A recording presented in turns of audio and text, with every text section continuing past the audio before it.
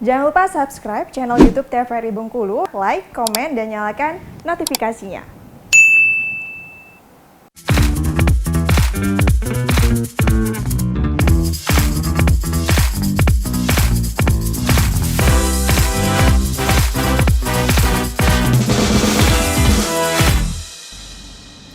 Balik lagi di Opini Obrolan Pagi ini masih dengan tema yang sama, yaitu Pancasila di era milenial bersama dengan Bapak Asep.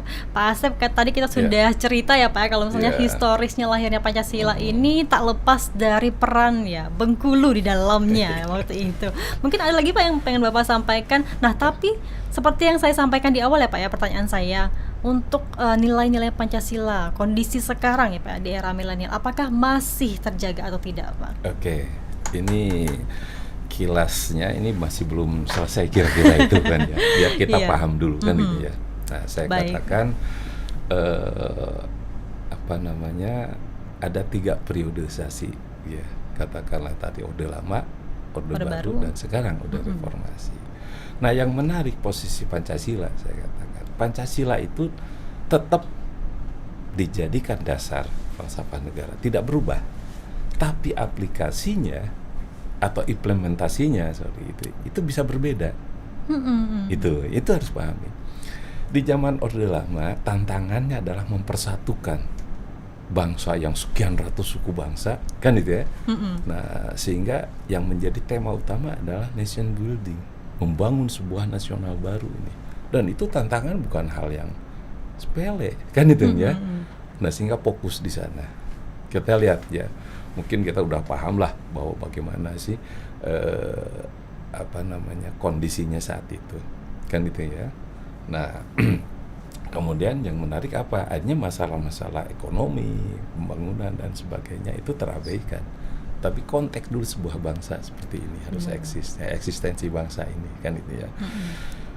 Nah kemudian singkat cerita masuk dalam Orde Baru, gitu ya. Dari Orde Lama ke Orde Baru ya. Orde Baru. Rezim Orde Baru bagaimana? Tantangannya adalah tadi ketertinggalan ekonomi, pembangunan.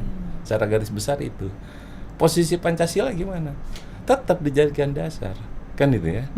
Nah, cuman Orde Baru dipahami atau sering dirasakan sebagai penuh otoriter, rezim otoriter, gitu kan? Karena harus bersatu nih, dipaksakan dengan sebuah rezim untuk membangun ekonomi. Bagus sebenarnya, karena tantangannya itu, kan itu kan. Nah, bagaimana posisi Pancasila? Pancasila dijadikan, gini ya, formulasi kemasannya, ya.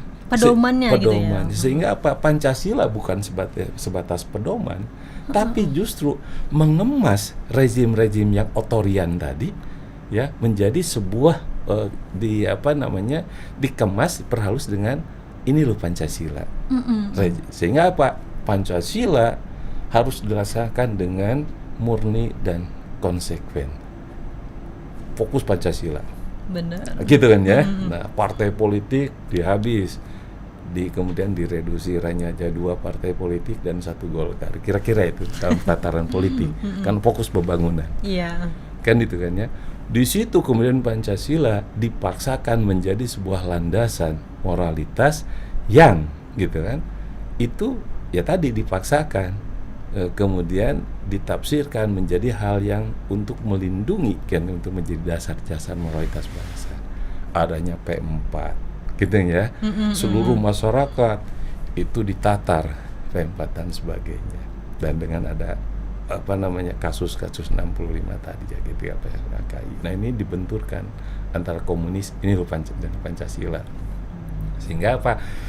Posisi Pancasila identik dengan Orde Baru tadi. Itu. Nah, singkat cerita gimana? Makin ke sini kan masyarakat makin jengah, kan itu ya. Bahwa apa?